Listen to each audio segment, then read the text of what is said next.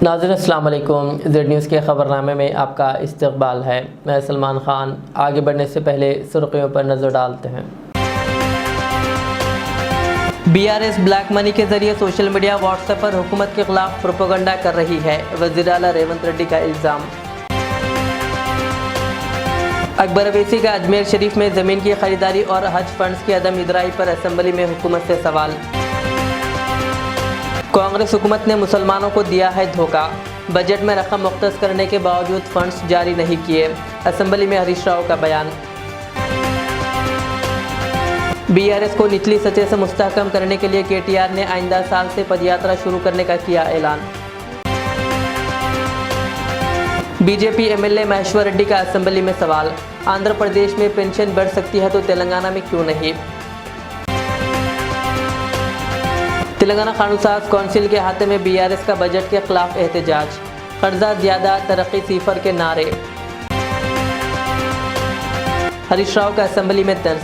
तेलंगाना हुकूमत का job calendar अब जॉबलेस कैलेंडर बन चुका है। पेश है खबरों की तफसील। तेलंगाना के वज़ीर आला रेवंत रेड्डी ने बीआरएस पर इल्ज़ाम लगाया कि वो सोशल मीडिया और व्हाट्सएप पर ब्लैक मनी का इस्तेमाल कर रहे हैं ताकि हुकूमत के खिलाफ प्रोपेगेंडा कर सकें। उन्होंने बिलवास्ता तौर पर बीआरएस के वर्किंग सदर केटीआर को तनकीद का निशाना बनाया।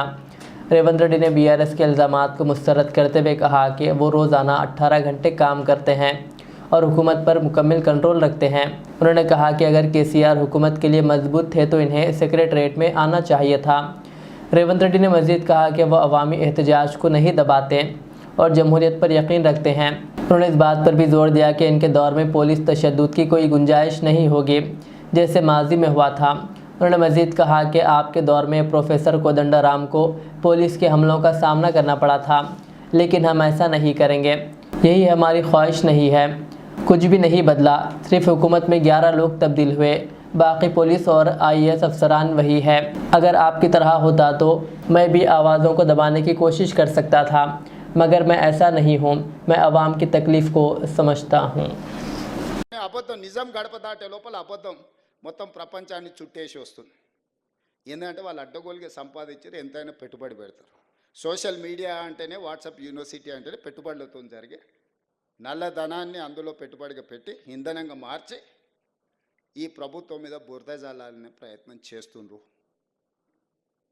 ఎక్కడ మేము వైఫల్యం చెందినము, రేవంత్ రెడ్డికి పట్టు రాలేదు అని అంటారు. పట్టు రావడం అంటే ఓ రాజయ్యను దళితుని తీసేయడం, ఓ ఈటల రాజేందర్ ఓ బలైన వర్గాల వ్యక్తిని మంత్రివర్గం నుంచి తీసేస్తే పట్టు వచ్చినట్ట, తీయడానికి కారణం చెప్తే పట్టు వచ్చినట్టు. తీయడానికి సహేతుకమైన కారణం ఉంటే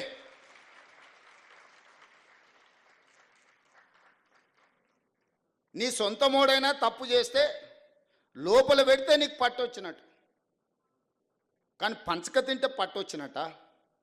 పరిపాలన భవనమైన సచివాలయానికి రానోనికి 10 ఏళ్ళు రానోనికి పట్టు వచ్చిందంట పరిపాలన మీద. రోజుకు 18 గంటలు పనిచేస్తున్నా, మీకే అందుబాటులో ఉన్నా, నాకు మాత్రం పట్టు రాలేదు అంటున్నారు. ఎట్లా దీన్ని జస్టిఫై చేయాలో మీరు చెప్పండి అని అడుగుతున్నాను నేను. ఏ రోజైనా సచివాలయానికి మమ్మల్ని, నేను సీతక్క కూడా సచివాలయానికి పోతే పోలీసులు పట్టుకొచ్చి మా ఇంటికాడ వదిలేసి వచ్చారు. ఇవాళ సచివాలయంలో ఎవరో బిల్లులు రాలేదని ధర్నా చేసింది. నేను లోపలికి రానియకపోతే వాళ్ళు వచ్చి ధర్నా చేయగలుగుతారా మిత్రులారా? మీరు చెప్పండి. సామాన్యుడు కూడా సచివాలయానికి వచ్చి తన బాధను చెప్పుకోవడానికి, అవసరమైతే నిరసన తెలపడానికి ఈ ప్రభుత్వం అవకాశం ఇచ్చినందుకు కదా మీరు వచ్చి నిరసన తెలిపింది. ఏ ధర్నా చౌక్లో పుట్టి పెరిగిన మీ పార్టీ ఆ ధర్నా చౌక్ను మూసేస్తే నేను వచ్చిన వెంబడే ధర్నా చౌక్ తెరిచి ప్రజలు ఏం నిరసన తెలిపినరో నేను తెలుసుకోవాలనుకుంటున్నా. ఆ ధర్నా చౌక్లో నిరసన వాళ్ళ యొక్క సమస్య, ఆ సమస్యను పరిష్కరించడం మా బాధ్యత. ధర్నా చౌక్ ఓపెన్ చేసినందుకు నా మీద కోపం ఉందా, నాకు పట్టు రాలేదా అని నేను అడుగుతున్నా. నేను ధర్నాలు చేయనిచ్చినందుకే కదా మీరు పట్టు రాలేదంటున్నారు. అదే పోలీస్ సిబ్బంది ఒక 11 మంది మాత్రమే మారినాం. ఒక కుటుంబం ఒక 11 మంది మంత్రులు మారిన, మిగతాళ్ళంతా సేమ్ అదే వ్యవస్థ కదా.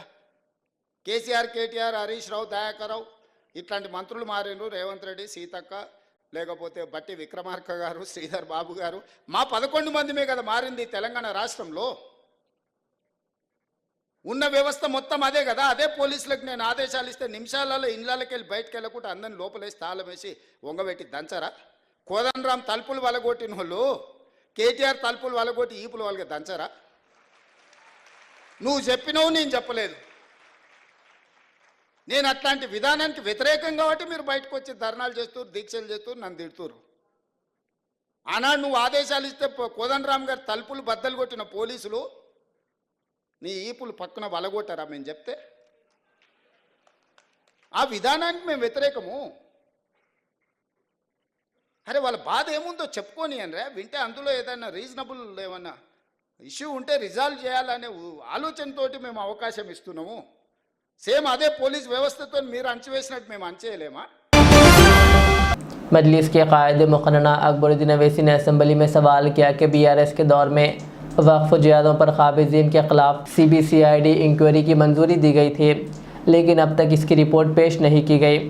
उन्होंने पूछा कि वक्फ जियादों में जो बेकायदगियाँ, चोरियाँ और धांधलियाँ हुई, इनकी रिपोर्ट का क्या हुआ?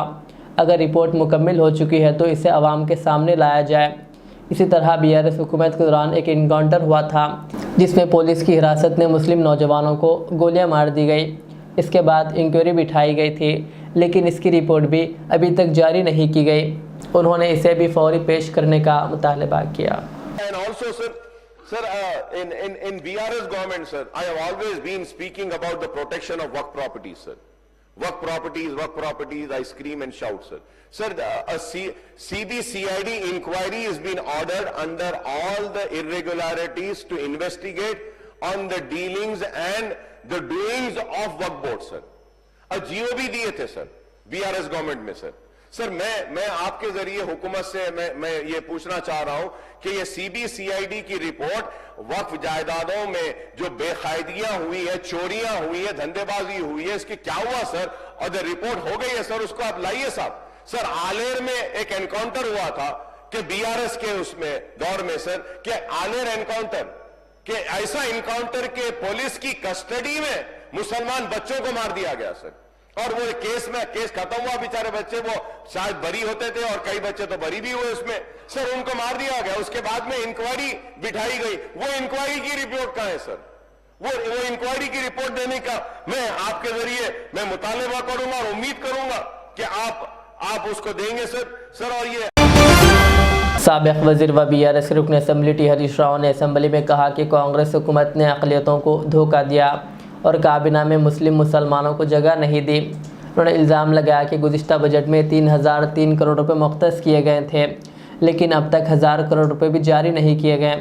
मुस्लिम तलबा की स्कॉलरशिप और फ़ीस रिएम्बर्समेंट की रकम रोक दी गई है। उन्होंने मज़ीद कहा कि हुकूमत ने शादी मुबारक स्कीम के चेक्स में ताख़ीर की, 1 तोला सोने का वादा पूरा नहीं किया और रमज़ान गिफ्ट स्कीम भी बंद कर दी गई। हरीश राव ने कहा कि हुकूमत अक़लियती रिहायशी स्कूलों को बंद करके इन्हें इंटीग्रेटेड स्कूलों में जम करने का मंसूबा बना रही है। उन्होंने सवाल किया कि अगर हुकूमत को अक़लियतों के वोट चाहिए तो फिर इनकी फलाह बहबूद के लिए इक़दाम क्यों नहीं किए जा रहे हैं। हमारे मुसलमान बहनों को, भाइयों को, माइनॉरिटीज को भी ये कांग्रेस सरकार ने धोखा दिया। कम से कम कैबिनेट में जगह नहीं है। पिछले बजट में 3003 करोड़ रुपए रखे, ये अभी तक 1000 करोड़ रुपए भी रिलीज नहीं करे। मुसलमानों का ओवरसीज स्कॉलरशिप बंद हो गया, मुसलमानों का बच्चों का फीस रिएम्बर्समेंट का पैसे नहीं आ रहा। 1 तोला सोना देते बोले, सोना किधर गए कि नहीं मालूम। शादी मुबारक का चेक भी बहुत लेट हो रहा। आज केसीआर साहब ने जो रमजान के तोहफा लाया, आज तोहफा भी खत्म हो गया, तोहफा भी नहीं मिल रहा। 203 माइनॉरिटी रेजिडेंशियल स्कूल्स रखे, अभी ये बजट में भट्टी साहब ने बोले ये स्कूल को खत्म करेंगे, ये स्कूल्स को इंटीग्रेटेड स्कूल में मिला देंगे बोले तो माइनॉरिटीज का आपको वोट चाहिए, लेकिन माइनॉरिटी का भलाई के लिए आपका सरकार कुछ नहीं करना चाहते क्या? मैं उसके लिए पूछना चाहता हूँ अध्यक्ष सर 25 నిమిషాలు तेलंगाना कानून साज कौंसिल के हाथे में रुकन कौंसिल के कविता की क़ियादत ने BRS के अरकान कौंसिल ने रियासती हुकूमत के पेश करदा बजट के ख़िलाफ़ एहतजाज किया। इस एहतजाज के दौरान BRS के अरकान ने प्ले कार्ड उठाए रखे थे और नारेबाजी की कि ख़र्जा ज़्यादा, तरक्की सिफर। उन्होंने हुकूमत के बजट पर अपनी शदीद मुखालिफत का इजहार किया और इसे अवाम के मफाद के ख़िलाफ़ करार दिया। BRS के अरकान ने हुकूमत से मुतालबा किया कि वह अवामी मफाद में इक़दाम करें और रियासत की तरक्की के लिए ठोस हिकमत अमली अपनाएँ। అప్పులు ఆకాశంలో అభివృద్ధి పాదాలంలో అప్పులు ఆకాశంలో అభివృద్ధి పాదాలంలో అప్పులు ఆకాశంలో అభివృద్ధి పాదాలంలో ఇదే మీ రాజ్యం ఇదే మీ రాజ్యం అప్పుల రాజ్యం తప్పుల రాజ్యం ఇదే మీ రాజ్యం ఇదే మీ రాజ్యం అప్పుల రాజ్యం తప్పుల రాజ్యం ఇదే మీ రాజ్యం ఇదే మీ రాజ్యం అప్పుల రాజ్యం తప్పుల రాజ్యం ఇదే మీ రాజ్యం ఇదే మీ రాజ్యం అప్పుల రాజ్యం తప్పుల రాజ్యం ఇదే మీ రాజ్యం ఇదే మీ రాజ్యం అప్పుల రాజ్యం తప్పుల రాజ్యం అప్పులు ఆకాశంలో అభివృద్ధి పాదాలంలో అప్పులు ఆకాశంలో అభివృద్ధి పాదాలంలో అప్పులు ఆకాశంలో అభివృద్ధి పాదాలంలో అప్పులు ఆకాశంలో అభివృద్ధి పాదాలంలో అప్పులు ఆకాశంలో అభివృద్ధి పాదాలంలో ఇదే మీ రాజ్యం ఇదే మీ రాజ్యం అప్పుల రాజ్యం తప్పుల రాజ్యం ఇదే మీ రాజ్యం ఇదే మీ రాజ్యం అప్పుల రాజ్యం తప్పుల రాజ్యం ఇదే మీ రాజ్యం ఇదే మీ రాజ్యం అప్పుల రాజ్యం తప్పుల రాజ్యం ఇదే మీ రాజ్యం ఇదే మీ రాజ్యం అప్పుల రాజ్యం తప్పుల రాజ్యం ఇదే మీ రాజ్యం ఇదే మీ రాజ్యం అప్పుల రాజ్యం తప్పుల రాజ్యం ఇదే మీ రాజ్యం ఇదే మీ రాజ్యం అప్పుల రాజ్యం తప్పుల రాజ్యం అప్పులు ఆకాశంలో అభివృద్ధి मजलिस के कायद मुकर्रना अकबरुद्दीन अवैसी ने असम्बली में हुकूमत से मुतालबा किया कि टेमरीज़ के स्कूल्स की बिल्डिंग का किराया 7 माह से अदा नहीं किया गया। उन्होंने इसे फौरी जारी करने का मुतालबा किया। इसी तरह उन्होंने कहा कि हमारे मुतालबे पर हुकूमत ने इमाम और मौज़रीन के 3 माह के बकाया जात जारी किए, जिस पर मैं हुकूमत का शुक्रिया अदा करता हूँ। उन्होंने इमाम और मौज़रीन को ग्रीन चैनल में शामिल करने और इनके वजीफे में इजाफे का भी मुतालबा किया। Please sir, minority issues sir ये टिमरीज के स्कूल्स का है सर। 7 मंथ से इसका रेंट नहीं दिए सर। 7 मंथ से टिमरी स्कूल का रेंट नहीं दिए sir.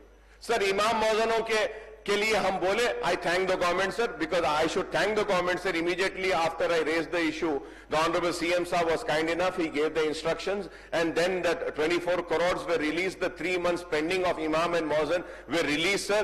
It has been in their accounts also. On behalf of all imam, muazzins and Muslims sir, I thank the Congress government for releasing this amount sir. Sir इसमें मैं request ये करना हूं sir, चाह रहा हूं सर ग्रीन चैनल में डाल दीजिए सर इमाम मुअज्जिनों का, ग्रीन चैनल में डाल दीजिए, automatically it will go sir. And sir you said के यू विल इंक्रीज, जब भी आप सब स्कीम्स में इंक्रीज करेंगे इमाम मौजूदों का भी इंक्रीज करने का मैं आपसे मुतालबा करूंगा sir. And also sir in BRS government sir, I have always been speaking about the protection of waqf properties sir. BRS के वर्किंग सदर KTR ने पार्टी को निचली सतह से मजबूत करने के लिए आइंदा साल से पदयात्रा शुरू करने का ऐलान किया है। उन्होंने मीडिया से बात करते हुए कहा कि इनकी पदयात्रा का मकसद पार्टी को दोबारा इक़्तिदार में लाना है। फ़िलहाल वो अज़ला के दौरे में मसरूफ़ रहेंगे और रवां साल दिसंबर तक मुख्तलिफ़ अज़ला में पार्टी सरगर्मियों में मसरूफ़ रहेंगे। इस दौरान BRS के प्रोग्रामों को गाँव की सतह तक पहुँचाकर पार्टी को मज़ीद मुस्तहकम किया जाएगा। उन्होंने दावा किया कि BRS के अवामी तहरीकों और प्रोग्रामों को मुस्बित रद्दअमल मिल रहा है और आइंदा इंतखाबात में पार्टी की जीत यकीनी है।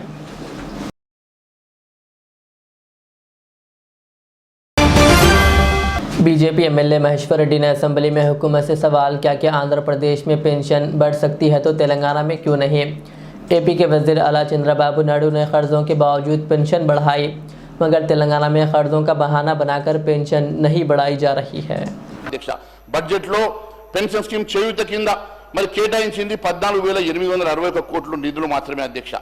వృద్ధాప్య పెన్షన్ 2,000 నుంచి 4,000 పెంచుతామని ప్రకటించి, అలాగే 4,000 ఉన్నటువంటి దివ్యాంగులకు 6,000 రూపాయలు పెంచుతామని చెప్పిన కాంగ్రెస్ అభయాస్త మేనిఫెస్టోలో మరి 29 హామీగా ఉంది కదా అధ్యక్ష. 100 రోజుల్లో పూర్తి చేస్తామని చెప్పి మరి కేవలం 14,861 కోట్లు కేటాయిస్తే ఈ నిధులు ఏ రకంగా సరిపోతాయి, కొత్త పెన్షన్ ఏ రకంగా ఇస్తారు, ఉన్నవారికి ఏ రకంగా 4,000 మరి 2,000 4,000 4,000 6,000 పెంచుతారు. మరి దీంట్లో మరి ఉప ముఖ్యమంత్రి గారు దీనికి జవాబు చెప్తే బాగుంటుందని మేము అడుగుతా ఉన్నాం అధ్యక్ష. ఏపీలో సాధ్యమైనటువంటి మరి పెన్షన్ల పెంపు తెలంగాణలో ఎందుకు సాధ్యమైతలేదని అడుగుతా ఉన్నాం అధ్యక్ష. మరి ఏపీలో చంద్రబాబు నాయుడు గారు ఇచ్చిన మాట ప్రకారం వెంటనే 2,000 పెన్షన్ 4,000 చేసి అక్కడ ఉన్నటువంటి పెన్షన్ పెంచారు. మరి అప్పుల సంగతి, మరి వారికి కూడా ఆ రాష్ట్రంలో అప్పులు ఉన్నాయి, కానీ వారు అప్పులు ఉన్న తర్వాత కూడా ఇచ్చిన హామీల మేరకు పెన్షన్ పెంచారు, కానీ ఇక్కడ మాత్రం అప్పుల పేరు చెప్పేసి పెన్షన్లను పెంచకుండా ఎందుకు ఆపుతా ఉన్నారో మరి ఒకసారి మరి సభకు తెలియాల్సిన అవసరం ఉంది అధ్యక్ష. అంతేకాదు అధ్యక్ష, मजलिस के फ्लोर लीडर अकबरुद्दीन अवैसी ने असम्बली में BRS के दौरे हुकूमत में अजमेर शरीफ में रूबात के लिए 2.5 करोड़ रुपए की ज़मीन की ख़रीदारी पर सवाल उठाया। और तहकीक़ात का मुतालबा किया कि वो ज़मीन अब भी मौजूद है या नहीं। उन्होंने हज हाउस के करीब इमारत के तामीराती कामों पर भी सवाल उठाया और कहा कि हाजी स्कीम के तहत मुख्तस फ़ंड्स भी अभी तक जारी नहीं किए गए। उन्होंने 3 करोड़ रुपए की फौरी इदराई का मुतालबा किया।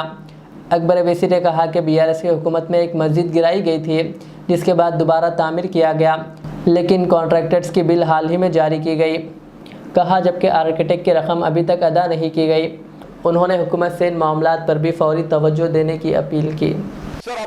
Sir, the BRS government was kind enough, sir, they purchased the land for Rubat in Ajmer Sharif. They didn't construct for 10 years.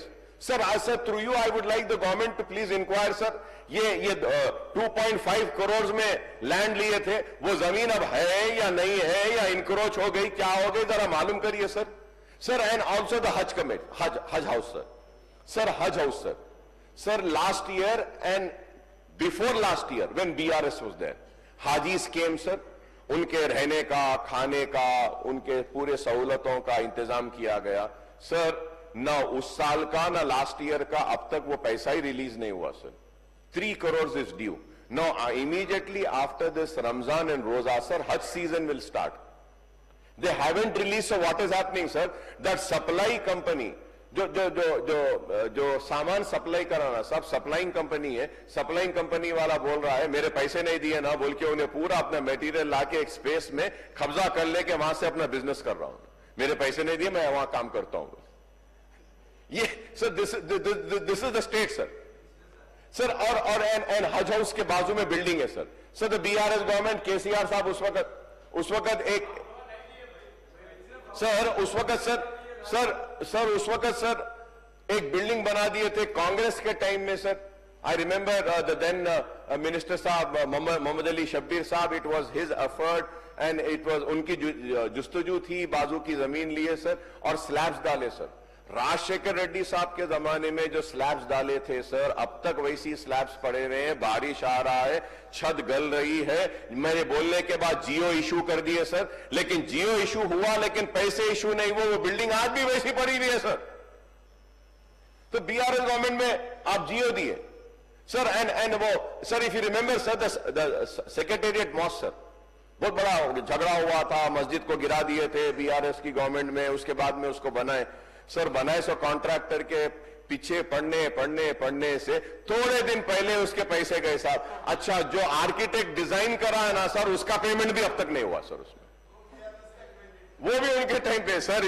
मैं आई रिक्वेस्ट सर, उसका तो वो दे दीजिए sir, because you know sir, these please sir, I'm calling sir, minority issue sir, minority issue sir, please sir.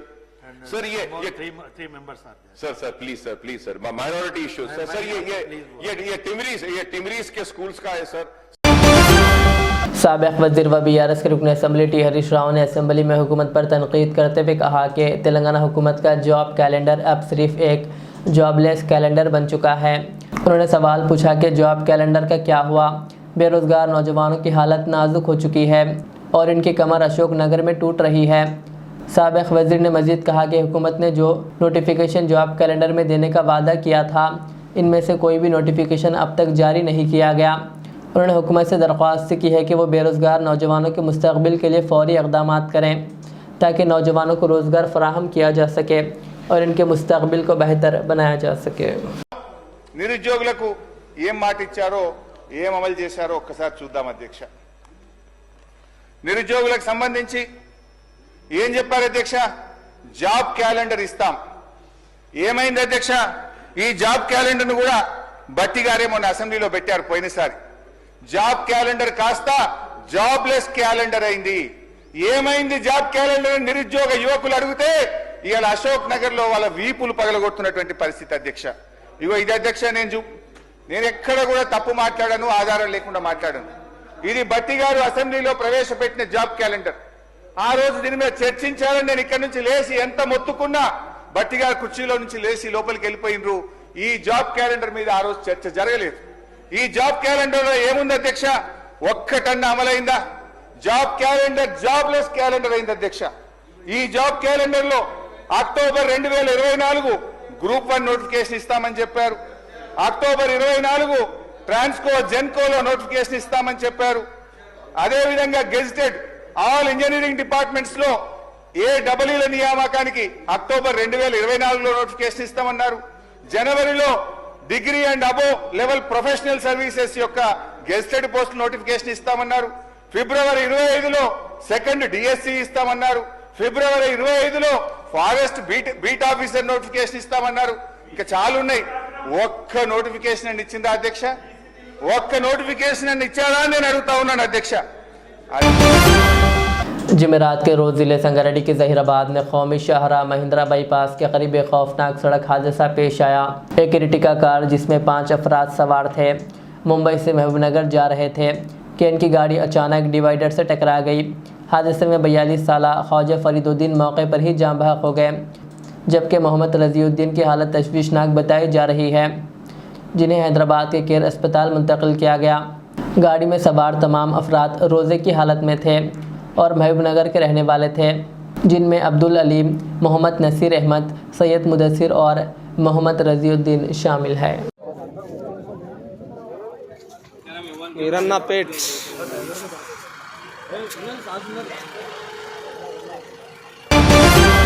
आखिर में सुर्खियां और एक बार। बीआरएस ब्लैक मनी के जरिए सोशल मीडिया व्हाट्सएप पर हुकूमत के खिलाफ प्रोपेगेंडा कर रही है, वज़ीर आला रेवंत रेड्डी का इल्ज़ाम।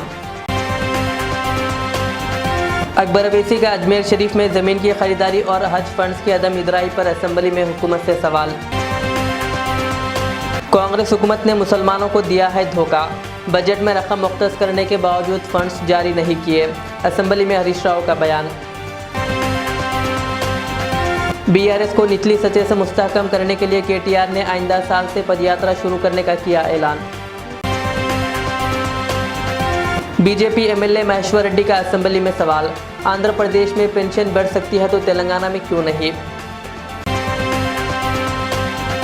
तेलंगाना कानूनसाज कौंसिल के हाथे में बीआरएस का बजट के खिलाफ एहतजाज, कर्जा ज्यादा तरक्की सिफर के नारे। हरीश राव का असेंबली में तंज, तेलंगाना हुकूमत का जॉब कैलेंडर अब जॉबलेस कैलेंडर बन चुका है। ये थी आज की दिन भर की हमारी खबरें। मुझे इजाज़त दीजिए। हमारे चैनल को यूट्यूब पर सब्सक्राइब, फेसबुक पर लाइक शेयर ज़रूर करें। अल्लाह हाफिज़। Al Riyaz tours and travels नज़द Riyaz health care clinic, Mustafa Nagar, Falaknuma, Hyderabad. Air ticketing international और domestic, visa endorsement, immigration, passport दाखिल करने में ताउन, विजिट वीज़ा और उम्रा वीज़ा के लिए हमसे रब्त करें। वेस्टर्न यूनियन और मनीग्राम के साथ साथ दीगर सहूलियात भी मौजूद। Proprietor Mohammed Riyaz Ahmed, Al Riyaz tours and travels. खिदमत का मौका दें, आपका इत्मीनान हमारी कामयाबी। रियाज इस्लामिक स्कूल, तालीमी मैदान में एक नया इनकलाब। इस्लामिक और मॉडर्न एजुकेशन की अजीम दरसगाह। 23 साल तजुर्बे के बाद तलबा और तालिबात के लिए रियाज इस्लामिक स्कूल पेश करता है हिफ्ज़ कुरान, नाज़िरा कुरान, क़ायदे के अलावा नर्सरी ता 10वीं जमात तक के तालीम का बेहतरीन नज़्म। बच्चों के लिए हॉस्टल की सहूलत, मुस्तहिक़ तलबा के लिए खुसूसी रियायत, तलबा और तालिबात के लिए अलहदा क्लासेस के माकूल नज़्म, खुसूसी computer classes, hardware and software training. बच्चों में तहरीर और तकरीरी सलाहियतों को उजागर करने के लिए हफ्तावारी प्रोग्राम। काबिल और मुशफ़िक़ असातिज़ा इकराम की निगरानी में बेहतरीन तालीम नज़्म। सुबह 8 बजे तक शाम 4:30 बजे दाखिले जारी हैं, उजलत कीजिए। Riyaz Islamic school, opposite lane, new SR petrol pump, Vattepally, Hyderabad. Modern trends readymade menswear collection पेश करते हैं आपके लिए आला अक़साम व मियारी मलबूसात। हमारे यहाँ formal, party wear, jeans, T shirt और ट्रैक पैंट्स के वसी वैरायटीज दस्तयाब है। इसके अलावा मर्दाना घड़ियाँ, सन ग्लासेस और मियारी जूतों का शानदार कलेक्शन भी। ऑर्डर्स पर इम्पोर्टेड अशिया भी हासिल की जा सकती है, तो देर किस बात की, आज ही चले आएँ। हमारा पता है मॉडर्न ट्रेंड्स, बीबी का चश्मा रोड, टिकलकुंटा, फलकनुमा, हैदराबाद। मज़ीद मालूमात और राब्ते के लिए प्रोपरेटर मोहम्मद इमाद अहमद से रब्ता करें। 9959541434।